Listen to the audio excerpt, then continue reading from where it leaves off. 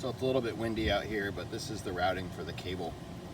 We've got roughly 2.5 inches of stick out.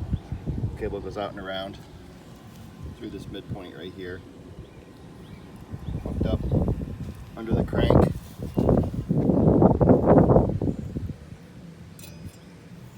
Goes up the frame tunnel,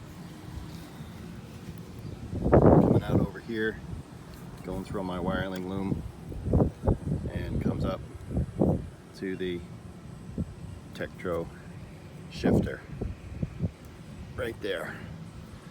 And if you look at the numbers when you get the cable back on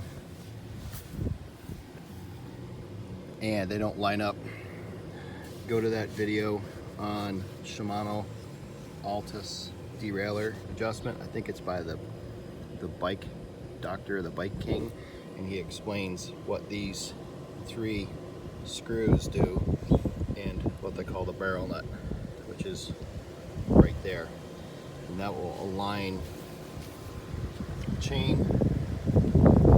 Oh, where are we? Here we go. That'll align the chain and the derailleur so they're lined up and straight. So again, cable up and around through the frame, out the grommet, around, and up to the shifter.